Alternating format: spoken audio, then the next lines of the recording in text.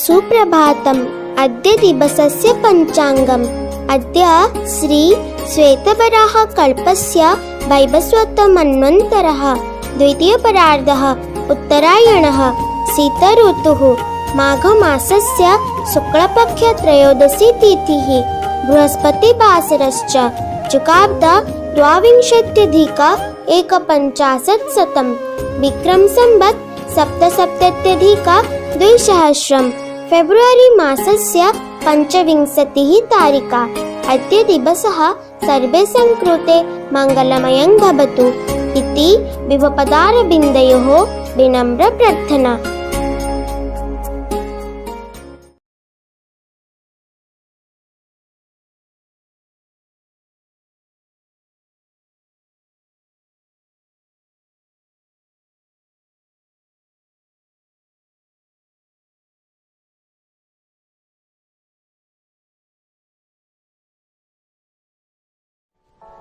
जगतर नाथ हेउछन्ति जगन्नाथ। तांको निकटकू साधु सन्थ जोगी भोगी और भक्त सबु जाती। सबु ठाकुर मानक मध्यरे बड़ होइथिबारु तांको बड़ ठाकुर कुहा जाए। तांकर बड़ देउळ, बड़ दांड, बड़ नेत, बड़ भोजनालय, आनंद बजार और बड़ बड़ भोगमान रहिछि। से चक्का आखिरे सबु देखि पारंती। थरे अनेक दूररु मनोहर दास नामक जने भक्त चाली चाली जगन्नाथଙ୍କୁ देखिबाकू आसुथिले। बाटरे से चालू थांती। किछि बाट गला परे गोटे पोखरी पड़िला। से पोखरी रे पद्म फूल फुटिथिबार से देखिबाकू पाइले। जगन्नाथଙ୍କୁ सेई फूल सबु लागि करिबा पई फूलमान तोड़िले। सेगुडी को कलाकନରେ बांधि देई चालिले श्रीक्षेत्रକୁ। बाटरे तांको अनेक दिन लागि गला पुरी रे पहुंचीबा पई। फूलगुडी को मौली गला। मनहंची सेवकଙ୍କୁ फूलगुड़िक जगन्नाथଙ୍କ निकटरे लागि करिबा पई अनुरोध कले। मौला फूल देखि सेवक मना करिदेले। ए कथा मनोहरଙ୍କ मनकु भारी बाधिला।